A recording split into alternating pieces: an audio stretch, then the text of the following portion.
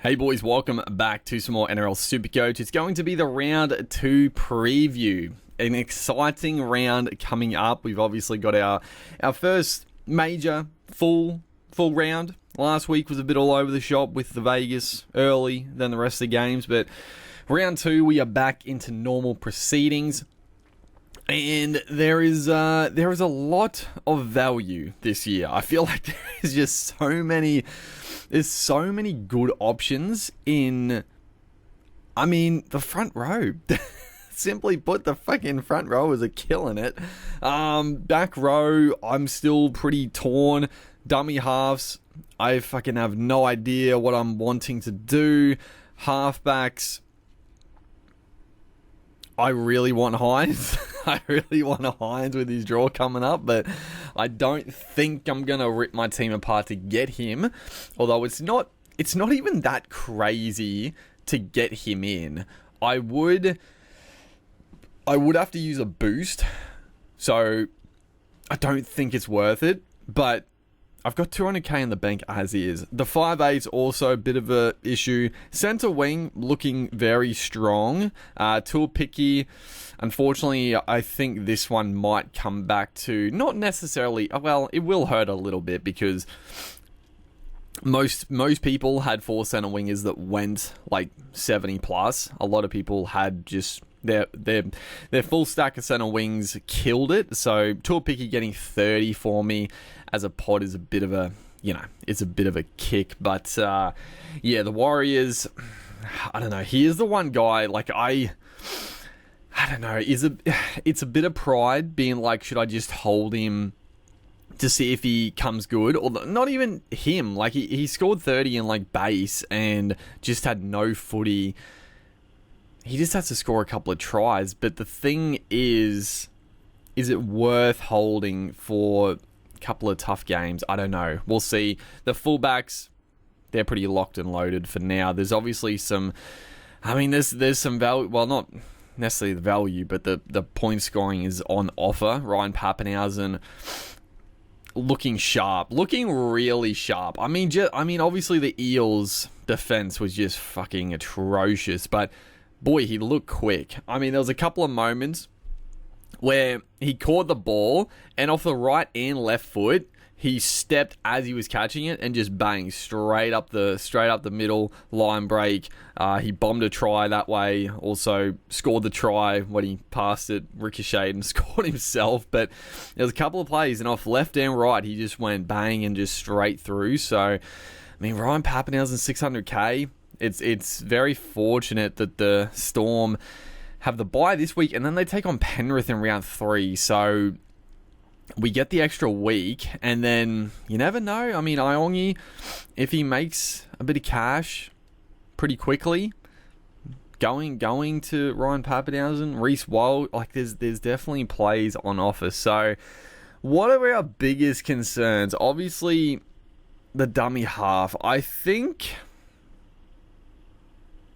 So, Sanders Smith, honestly, I'm happy to hold him as one of the cheapies.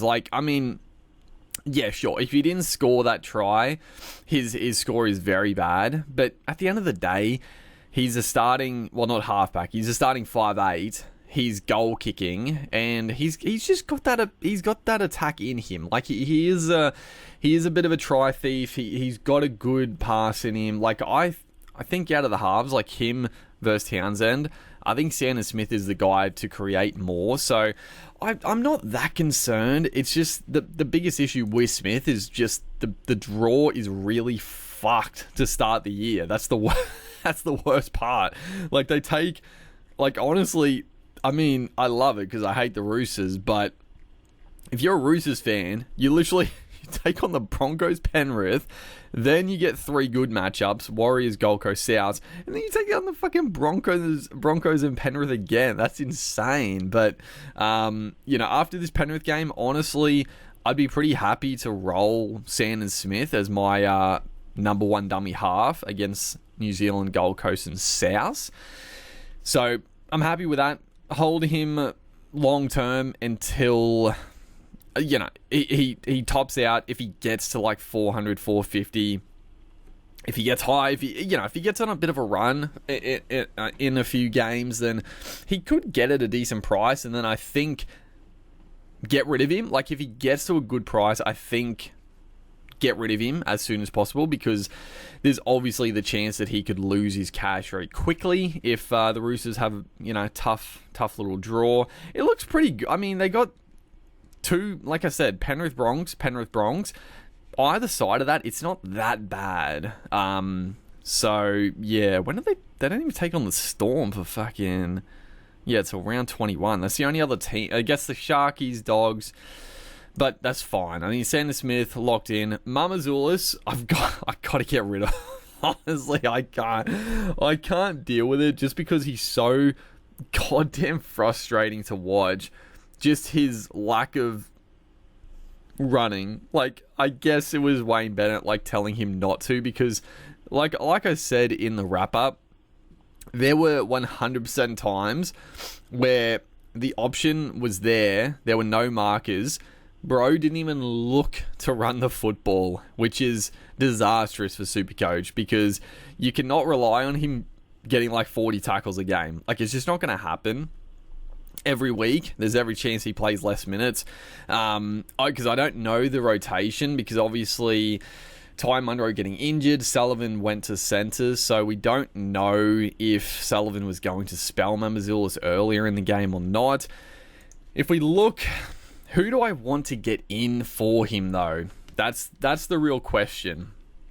That's the real question. There is one guy that I am, I guess, considering. I mean, the scoring, if you're spending up, yeah, Max Plath is interesting. I mean, Tommy Starling, I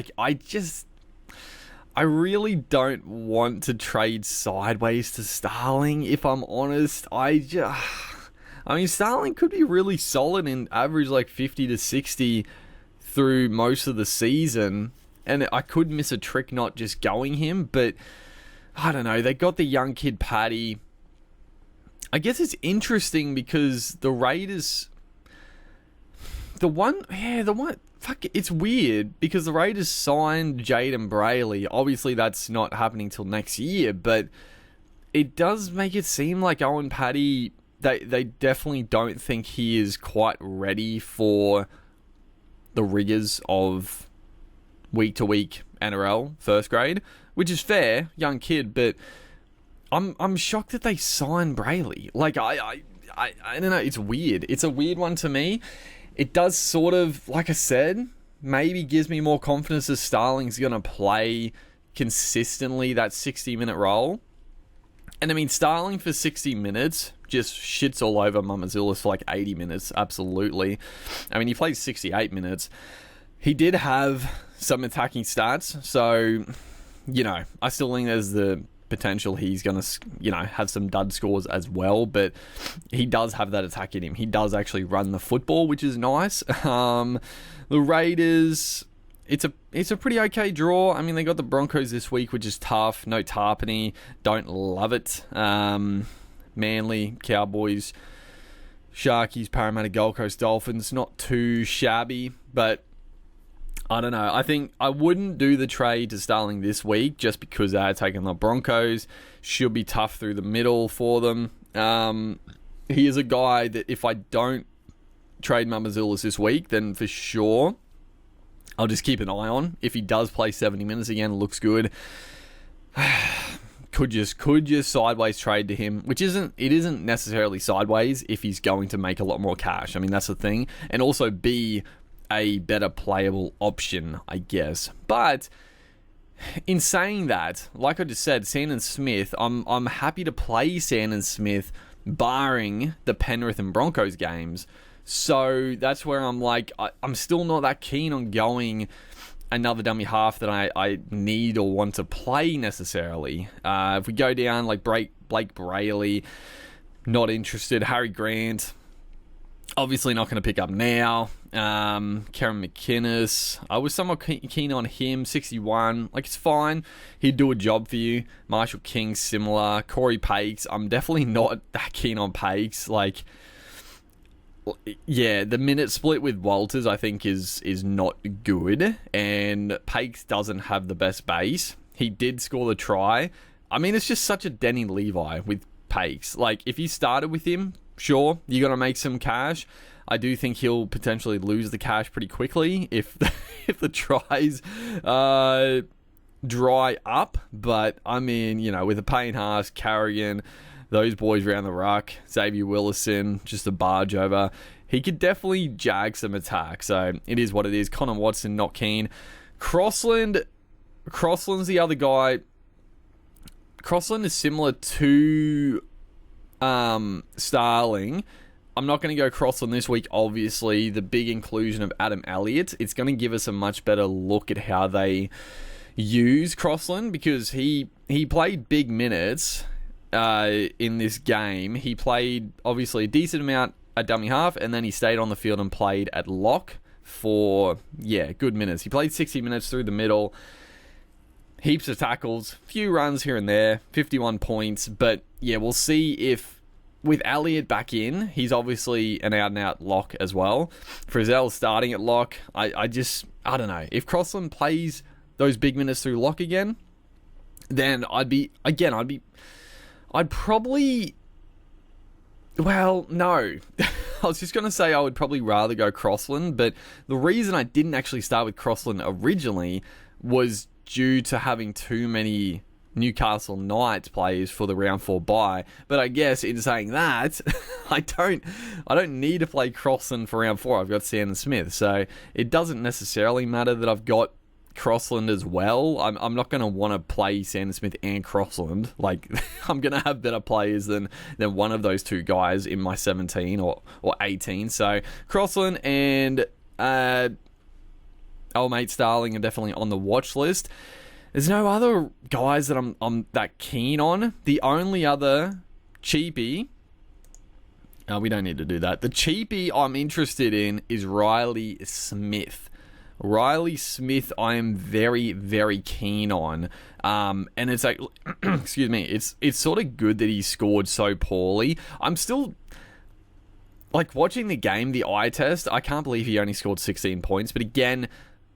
There were heaps of times where he would have got accredited for like a missed tackle. I don't know how many he had, like, missed tackle wise, but it probably was a lot, just because he was one guy that was constantly putting pressure on the like kick chase and this and that, and getting sort of brushed off, and that happened a lot. But he was fantastic. He played big minutes. He was probably going to play the full, like, not the full game, but when he came on, I think he was going to keep him out there, but he was obviously suffering from pretty bad cramp, so he had to go off for Brendan Hands. But Hands got hooked pretty early on. Smith ended up playing 52 minutes. That could have been... he went off like maybe 10 minutes ago, so I reckon like 60 minutes. It's a good watch this week. Again, it's too risky to go to him just in case the minutes aren't quite there like they were last week. And maybe he's just not a Supercoach scoring type dummy half. Maybe he just won't be like that. But I have pretty high hopes of Riley Smith. I think he is the guy next week that I'm probably going to downgrade Mamazulis to. Again, is it worth it? We'll see. Because I really like the way Riley Smith plays. But again, I don't know. We'll see. Is it even worth using trades in dummy half?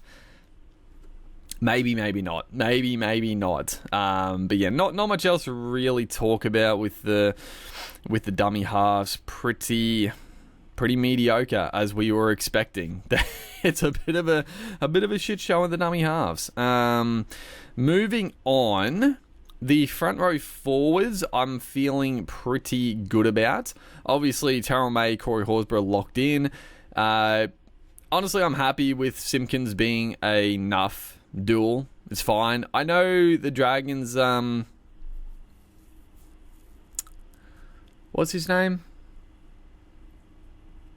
I've completely forgot. But there's a dragon. I'll fucking look. I was just gonna not bother, but I'll look. It's gonna freaking annoy me if I don't look. This Dragons duel. Yeah, Hamish Stewart looked pretty good. He played big minutes. He's not dual. He's only front row forward, which is not necessarily bad. I mean, if he play like 40 minutes, but again, you have to factor in Couchman. The Couchman brother obviously did his ACL like pretty much as soon as he came on the field. So the other Couchman played like 70 minutes, which I think is definitely overs. Stewart played bigger minutes. Even Nrl Gula, like I said, I'm happy with the minutes and the points, but they're probably inflated, I would say, with the injury. So I'm probably just like, I don't know. I'm probably just happy to run the Nuff as the front row forward for.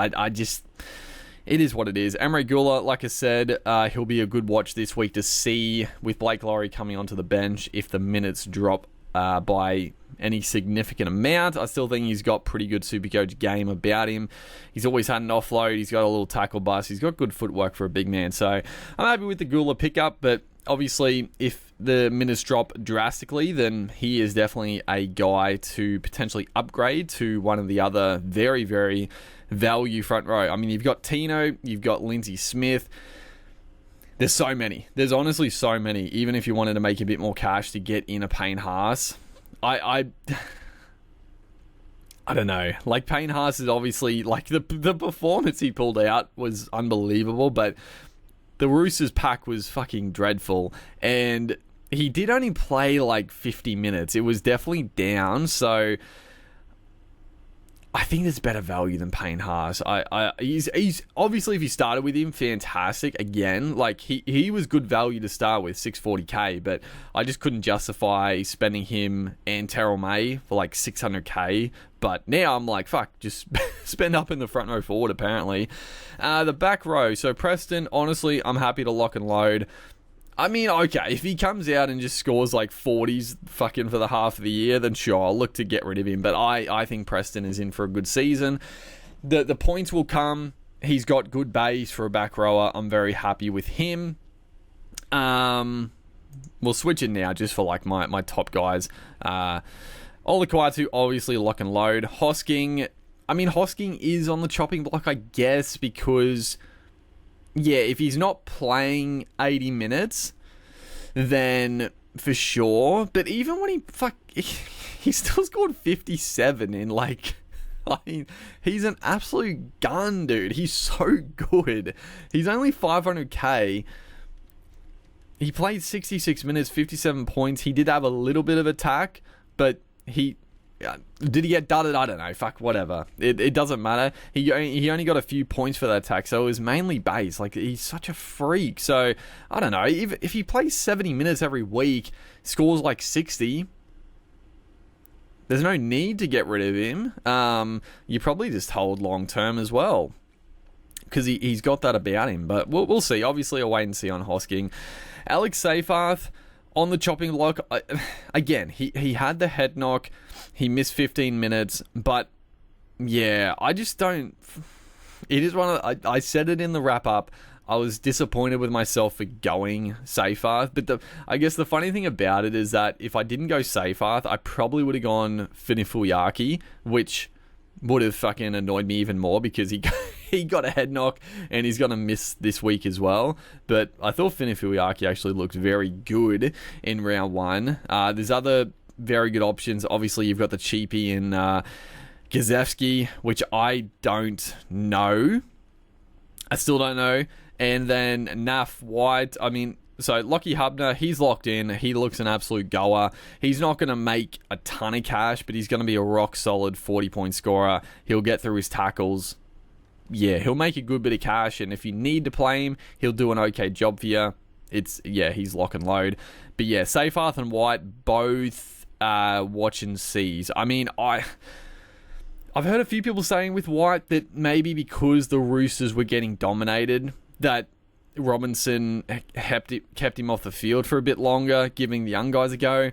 I don't know. Does that make sense? Not really. Like, if you're getting pumped, why would you leave your kids out there and not get someone a bit more experienced, a bigger body? But I don't know. If White doesn't play big minutes, or at least like if he doesn't play fucking like 50 minutes in this one, like he played 48 minutes. If he doesn't play like 55 minutes in round 2 against Penrith with the forward pack they've got, it might be time to get rid of White. And honestly, it'd be fine. So if Gula comes out and punches out like high 40s again, and White is not playing big minutes, then it sort of works out better because I can get rid of White instead of Gula for one of these front rowers. Obviously, I could bring Simpkins down to back row, or I could get White for a back rower, but probably a front rower, and it would net me a bit more cash in the bank, 30 extra K, so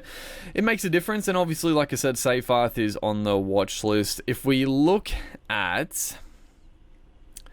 Well, I mean, let's look at front rowers first off, because, like I said, there's some good value. I mean, Payne Haas, okay, not 640, he's 670, so a bit more expensive. I mean, Pat Carrigan as well, 640k, got a try assist, so a bit of attack. Nrl Blake, he's going to be a nightmare.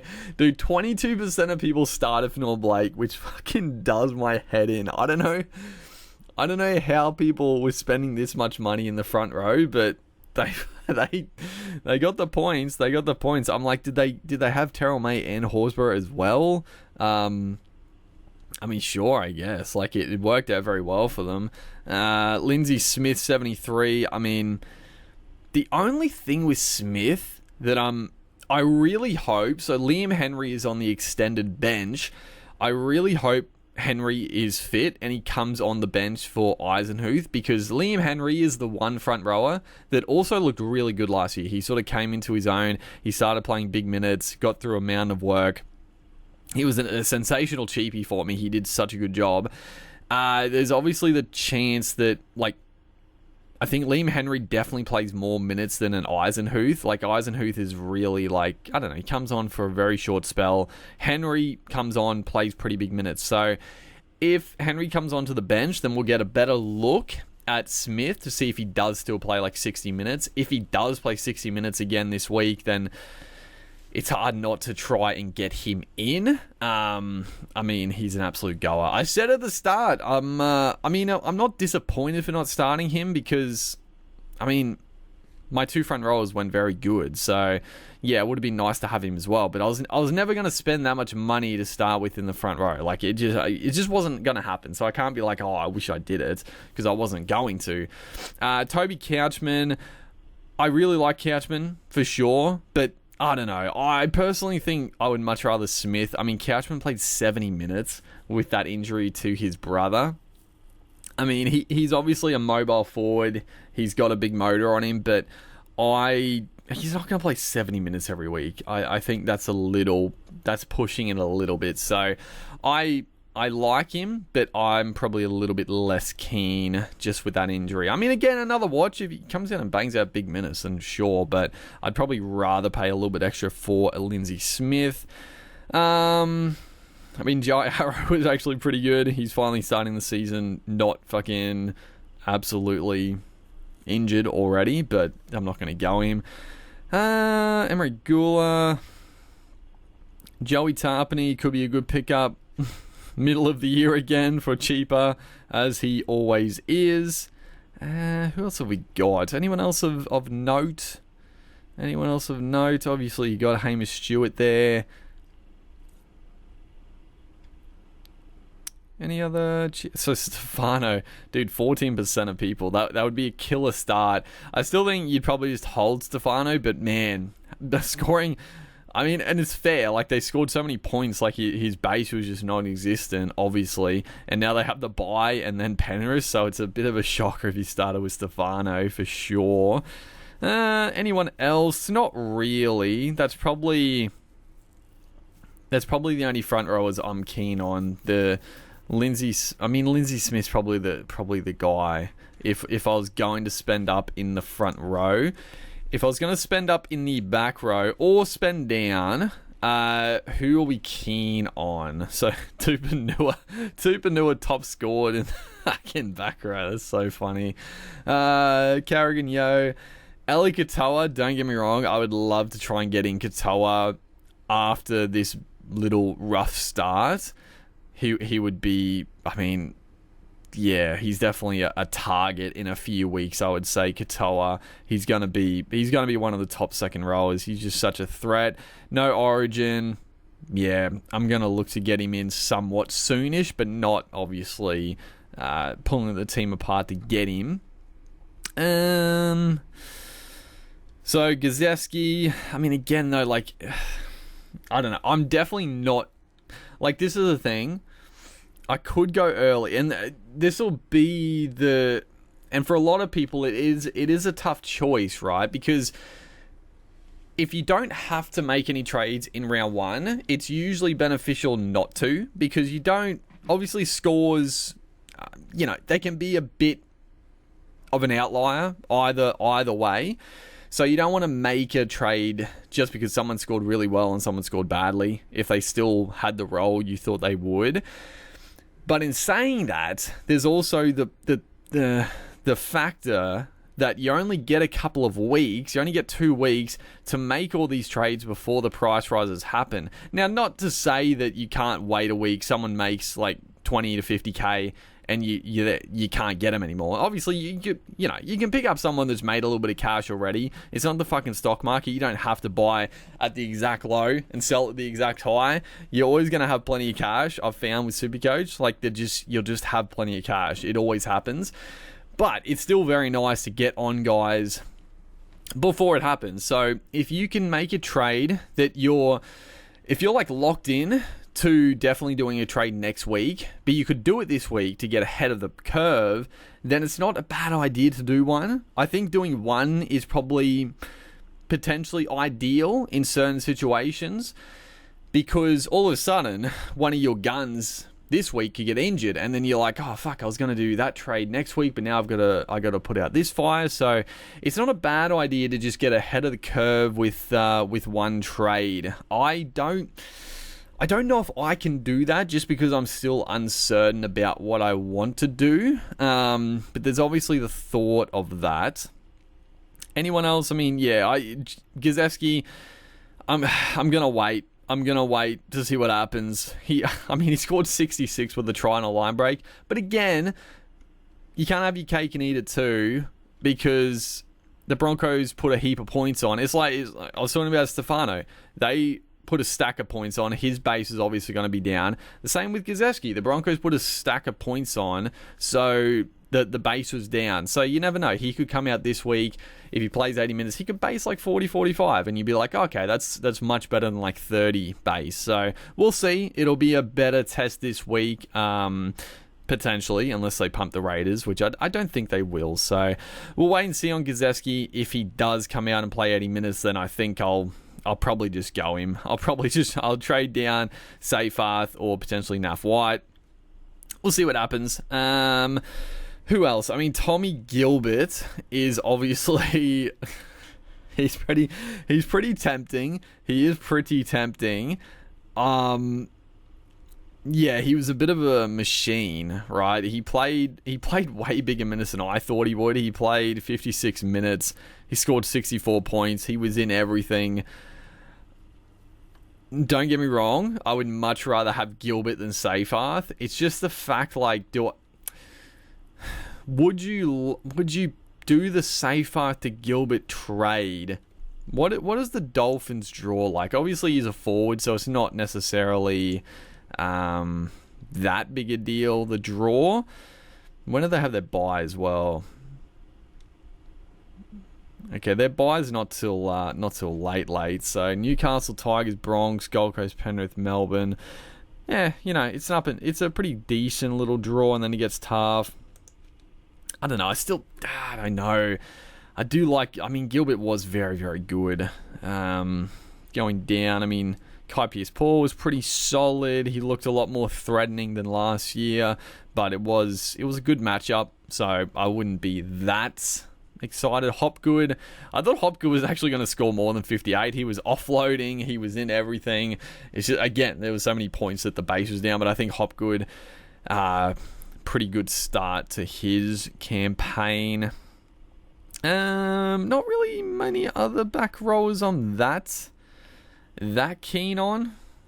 Obviously, I mean, Finifuyaki looked really strong. It's a shame he's out this week, because genuinely, if he didn't cop that head knock and then he was playing this week and Connolly, Lemuelu was missing a month, I would probably just go safe art down to Funufuaki. You bank 60 odd thousand, and I think Funufuaki has much more upside than a safe art. But now he's out with the head knock, so that throws a little bit of spanner in the works. But yeah, that's pretty much for that.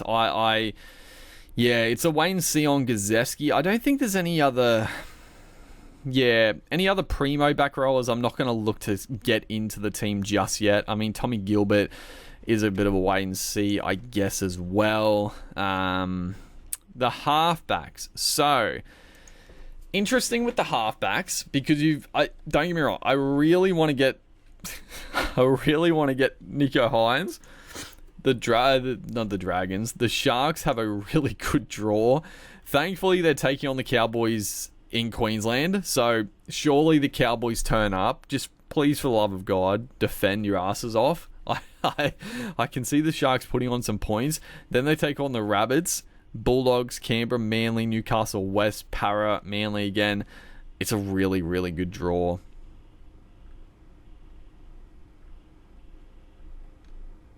I was going to say, wait, did they not play Penrith? They played him in round 1, you damn idiot.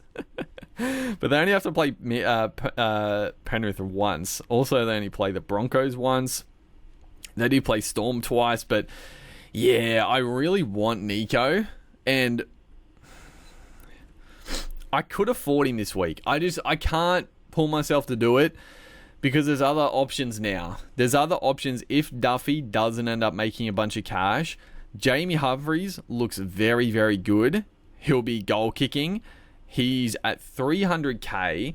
He's unfortunately only halfback. Boy, oh boy, I wish he was like dual dummy half. I mean, everybody would have him at that point, but man, it'd be fucking nice. But yeah, Humphries is definitely a option if Duffy doesn't end up. I mean, I guess simply put, if Duffy gets dropped, then making 100k to get up to Humphries, I think, is probably the play, because he's starting at 7 again. He'll be goal kicking. He's a gun.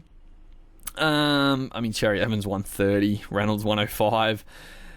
Where is the other guy? Ronald Volkman. 40. It's okay. So he scored 44 points. It's pretty good. I mean, Volkman's always had like a pretty decent Supercoach game about him. Again, if I don't know, for whatever reason, Humphries gets relegated for Lewis Dodd at some point, if Duffy also gets dropped, then you also have Ronald Volkman you could sideways trade to if need be, with Moses being out for a while. They actually have a pretty good draw now. They got Tigers, Dogs, Manly, Dragons, Canberra, West again, so it's pretty good. So there's definitely options. I think that is why I'm not gonna jump off Duffy yet. As much as I want Nico Hines, I just think it's not worth pulling the whole team apart for it. Then we move on to Luke Metcalf is obviously the potential trade out. And I actually don't mind pulling the trigger on Metcalf this week. But who are you going to get in? I mean, Cameron Munster is obviously like the big shout, but he's got to buy and then he takes on Penrith. I don't mind Benny Hunt. Like, Benny Hunt has always been... He's obviously only been halfback in previous years, so his value has always been a bit meh. Like, you'd never go Ben Hunt over like a Cleary Hines, even a Jerome Hughes and even Moses and Cherry Evans of years gone. But him at 5'8" in that Broncos team, I mean, I don't think I would do it, but fuck, he's not a bad shout, 5%. Dylan Brown, I don't know. Like, I don't mind him. He's safe as houses, really. And they do have a pretty good draw, like we just looked at. But, I don't know, you're spending up a fair bit to get up to Brown. I do have the money. I could go Metcalf to one of these guys straight off rip. But, yeah, we'll see. No one else really of interest. I mean, I think Cameron Munster, you wait a few weeks getting Cameron Munster.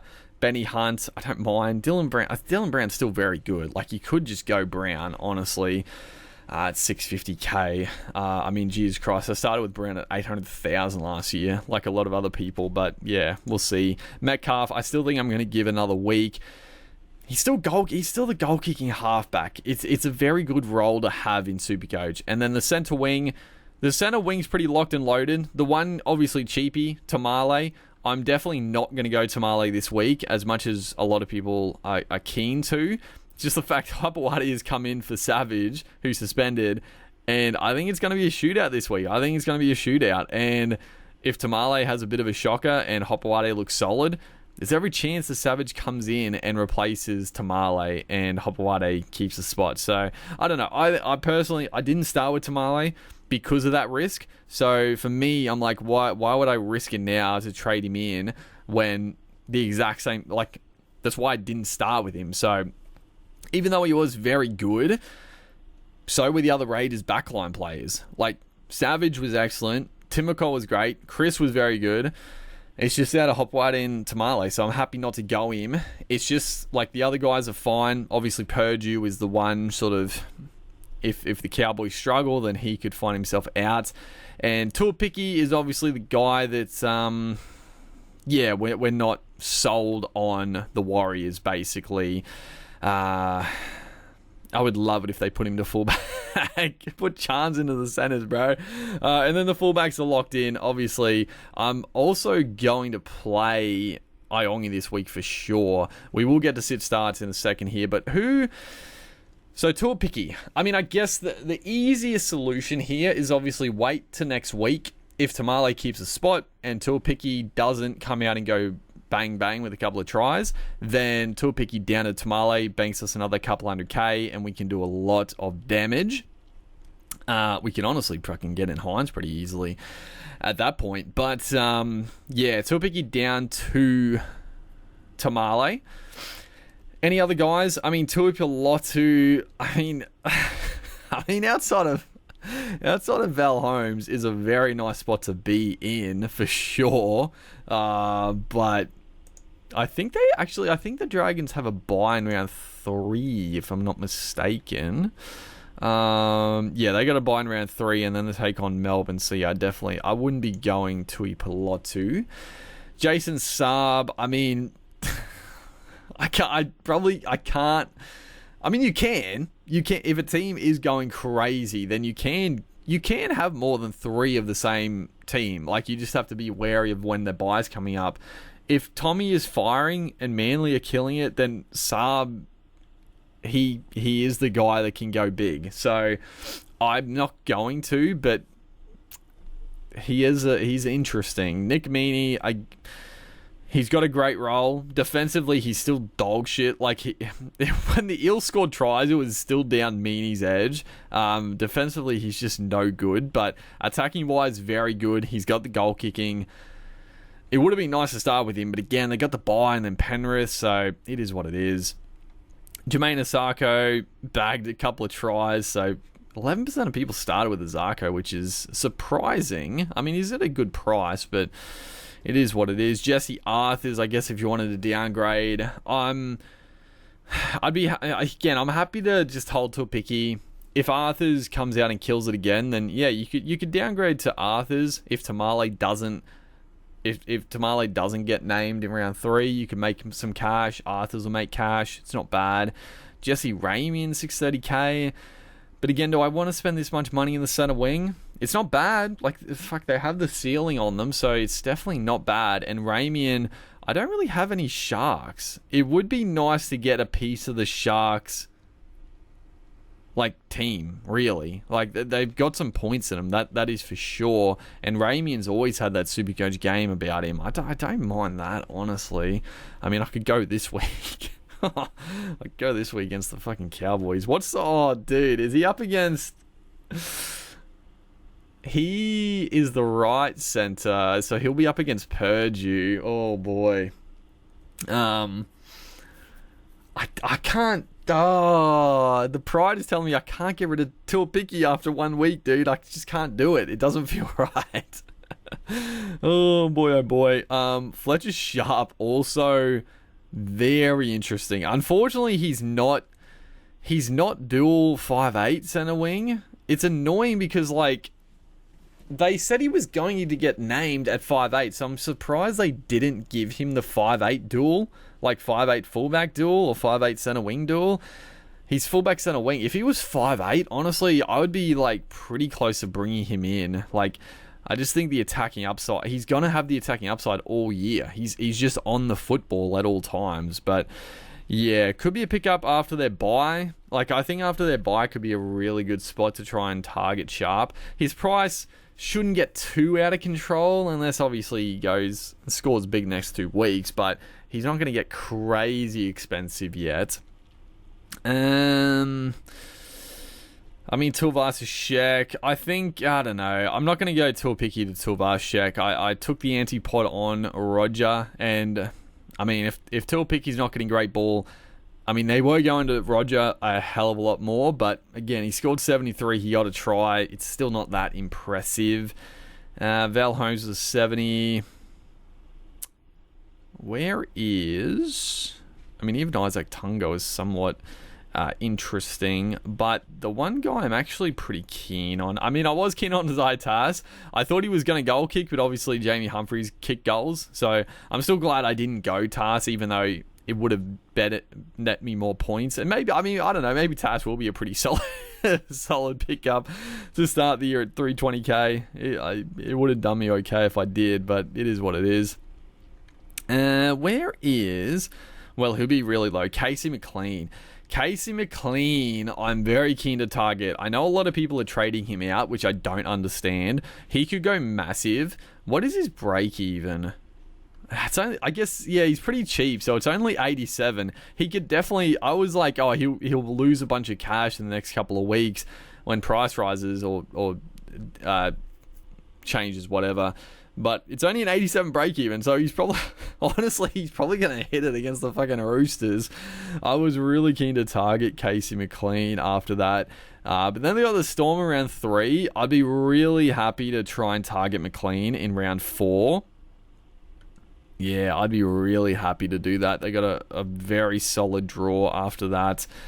I still think he could be a weapon in Supercoach, and I would like to get a little bit of the Penrith backline, but we'll see. We'll see what happens. But yeah, I think for now, I mean, I am tempted to get rid of Tuipiki. I'm not gonna lie. I just watching that round 1, I don't see them changing that much for round 2, and all of a sudden they're gonna attack the right hand side. The right hand side, it will be Manly's left, which is not Olakau'atu's side, which is probably a good thing. Lehigh Hopewade and Tolutau Kola. I think that's, well, I don't know. Jason Saab's not the best defensively, but it could be an okay side for them to target. I don't know. Let's have a look at Sid starts, because this is interesting. I'm definitely going to play Iongi. Definitely. Our center wings pick themselves. Metcalf. If I'm not trading Metcalf, I think I'm gonna roll the dice and play him, because, like, that's the thing. If I'm like, there's no shot he's gonna score well, then why don't I just trade him this week? But I still have faith that he can turn it around. He just has to get a couple of attacking stats. So I guess the annoying thing is that he scored 12 points. So usually a guy like a Metcalf, an attacking upside guy, a lot of times you'd be like, okay, like I could play like my plotter who could score like 40 to 45 points on average, or I could go for an upside guy like Metcalf. At worst, you'll get like 30 points, but now it's like, well, at worst, you can get like fucking 10 points, which is a lot worse. It does take away a little bit of that safety net, but I don't know. I can see him turning around, so I'm going to take the punt on Metcalf. I think he'll be a bit of a pod play this week, and it just feels good. Well, it could feel awful. If he comes out and stinks it up again, it's going to feel awful. But if he comes out and kills it, then all of a sudden, that 12 points in round 1, it doesn't feel as bad because I got the good score. So, I don't know. I'm going to take the punt. Obviously, Cleary, we are playing, and, well, we'll get to captains soon. Hosking, we're obviously playing. Olakuatu, we're obviously playing. Preston, we're playing. Terrell May, Horsburgh. Pete Mamazoulis. As much as I don't want to, I will be playing Mamazoulis over Sandon Smith. Yes, we will definitely play Mamazoulis. You never know, Sandon Smith could fucking jag a fucking try again and score 50, but I will take the... I mean, they're both shit. I mean, Mamazoulis could go as low as like fucking 25, but Sandon Smith potentially could go like 10 against this Penrith side. I'm not expecting a high-scoring game for the Roos, but yeah, we'll go Mamazoulis. With the bench, I still feel okay about him playing big minutes. I don't love it. The bench, so I'm tempted to play Gula.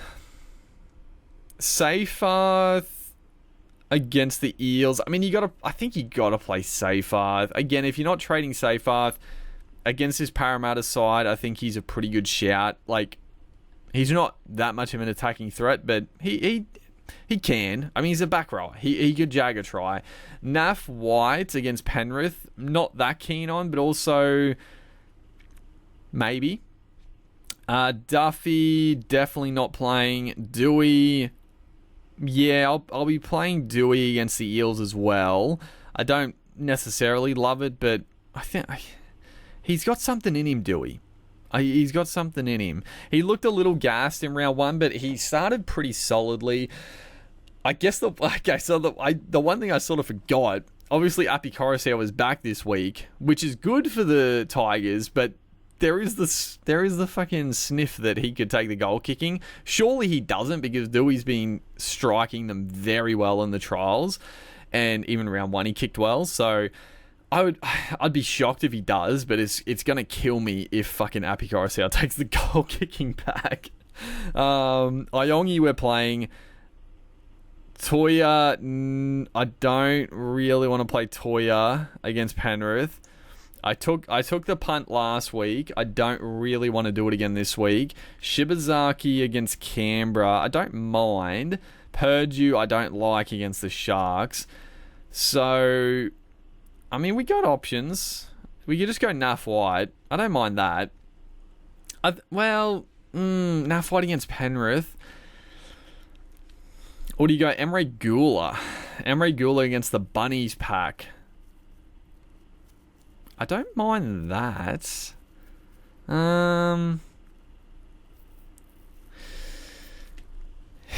It's out of White and Gula.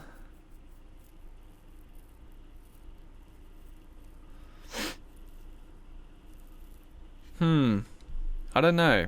Even a Hubner for his solid 45. I mean, yeah, you could take a punt on one of these center wings. Like, they just have to score a try and they're gonna do well. But I don't know, Toya. You really don't want to play a back against Penrith, right? I don't mind the forward. Like, I still don't think like Penrith's forward pack is still like, it's not. I don't think it's going to dominate other forward packs. Like, obviously defensively they get up in the face and shut it down, but through the middle they can still be a little susceptible to some big men. Shibazaki, Canberra, fuck, I don't know. Let's Iongi locked in, Dewey locked in, and Seyfarth locked in. It's out of Gula, White, Hubner. Nah, I'll lock Hubner out because I think he's probably got a bit lower than White and Gula. I think for now, I don't know. Go Gula for now, but this is why I'm sort of. Do I just get rid of White for fucking like Tino? No, I think you wait. I still think you wait, because next week, obviously, I'm going to use a boost next week for sure. I think that there's no shot I don't use a boost. I use a boost. I think Mamazoulis to Riley Smith is definitely on the cards, so that's one trade. Gula / Seyfarth / White to... Lindsay Smith / Payne Haas, potentially. That's 2 trades. And then... Maybe we do use a trade this week, because then I've got if Metcalf stinks again, you've got to get rid of Metcalf. So that's 3 trades. Obviously, there's the chance that Metcalf comes out and kills it, so you might not trade. But I think it's probably more chance you're going to want to trade him. So that's 3. And then if Tamale keeps the spot... If Tamale keeps a spot, that's 4. And if Tuapiki doesn't look good, you got to trade him out. And then I didn't even factor in Jack Gazewski, who I still don't... I don't think he's like a must-have or anything. You could probably even wait an extra week on Gazewski. I don't mind that. But, fuck, maybe you do make a trade this week. Maybe you do.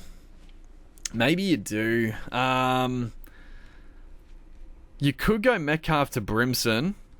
I really don't mind the Metcalf to Brimson play. Who's the most likely to go? Metcalf is probably...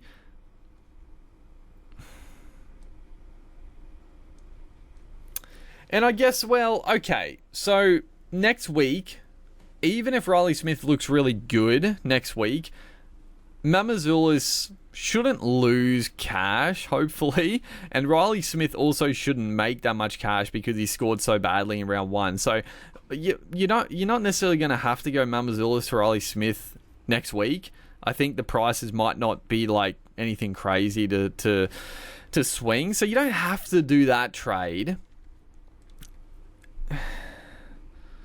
And you never know. I mean, Safehearth could come out and kill it. White could come out and kill it. I don't know, dude. I'm torn. I'm torn because I feel like there is so much value coming up. If I get rid of Metcalf, do I want to get rid of Metcalf straight off? Do I want to give him another crack?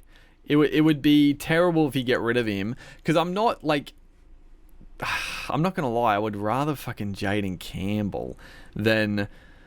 Like, Brimson is at a very good price, $540. But Brimson always scares me. Like, he just gets injured. He just does.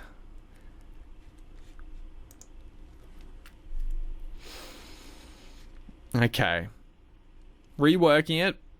I don't think Mamazoulis or Smith you'll need to do, right? So, one of these dud... front row / second row up to... I mean, again, we might not even want to go up to Smith or Payne Haas, but you probably do. You probably do. So there's one trade. Getting in Gazewski for somebody who I also don't think is that valuable. So let's just say one trade, getting one of these guys up to a Lindsay Smith, for example, for now. Metcalf out to somebody. I mean, okay, so... a little plan for now. Let's just say for now, we're like, Naf White doesn't look good again. Naf White to Lindsay Smith, right? That uses my 200k there. White to Smith. Tuapiki down to Tamale if all things work out well. That's 200k. And then we can go Metcalf up to anybody we want. So that could be the boost right there. Metcalf to a Munster. Tuapiki to Tamale. White to Lindsay Smith. Could be on the cards. That's one option. It obviously means we forego like a Gazewski this week. It foregoes O'Reilly Smith, but that's fine. Like, honestly, that's fine. Like, if Gazewski comes out and scores another try, yeah, it'll be a bit annoying because he will make some good cash in the first price rise, but he could also come out and score like 30 points. Like, I think Gazewski is... I don't know. I think if you didn't start Gazewski, I'm not that pressed to get him in. We'll see, though. We'll see. So I think for now, I am going to hold fire. My reserves are like this. Like, I might change Gula to Naf White, or I could take a flyer on Shibazaki again. I mean, the Broncos are going to be attacking, so... I don't know. Do you just take the punt on Shibazaki? Like, what... Do they have, like, the stat? They don't really have the stat... Do they? No, annoyingly. Oh, they do. What's that? Oh, tries, try-assist, try-contributions. He only made... but again, 10 tackles, but that's with the pumping. Only one missed tackle, an offload, line break assist, hit-ups over 8 meters, hit-ups. So he took a fair few carries as well. I don't know. I think for now, we're pretty locked in. It's just a matter of my fourth reserve. I'm not entirely sure, but I'm happy to not trade as much as I want to, because I do love trading. I think it's probably I know. Oh, I could tempt myself. Like Tuapiki. But I can't. I don't want to trade Tuapiki. It's probably if I'm gonna do a trade, it'll probably be Metcalf. But I don't know if I want Brim. That's the thing. We haven't seen the Titans yet. They look good in the second trial. They were shit in the first trial. We'll see them against the Dogs at Belmore. It's a fucking tough game. I don't really want to get in Brimson for this game. So I think I'm just gonna hold. Let's move on. Otherwise, I'll just ramble on for fucking hours. Captain, vice captain. So I think it's gonna be pretty basic, pretty simple. Fucking going with the crowd again. I think. Obviously, Ponga against the Dolphins is very, very juicy, very tempting. Tom Trbojevic, obviously, against the Warriors is also extremely tempting. And then Nathan Cleary against the Roosters, I think that's the go.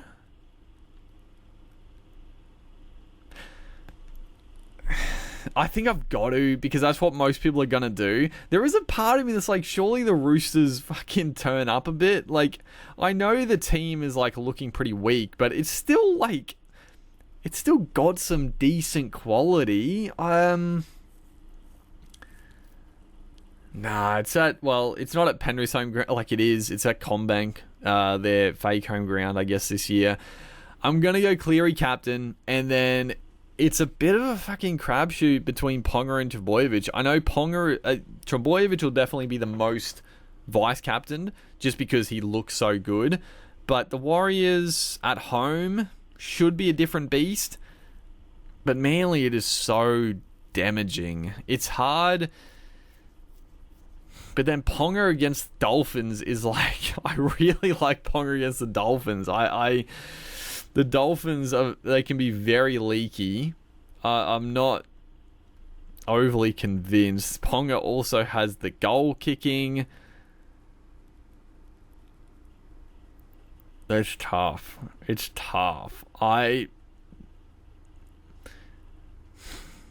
You know what? I think I'm going to take Ponga vice captain. And that, because then I'll also have the choice to go Trbojevic or Cleary. I don't know, dude. I've always hated the captaincy system in Supercoach, bro. I've always hated it. I still hate it. It's just such a lottery. It is nice being able to do fullbacks this year with the flex, but I think I'm gonna go Ponga just with the goal kicking. But Tommy was just in absolutely everything. I don't know. I'm torn. I think for now I'm going to stick with this, and that should pretty much wrap it up.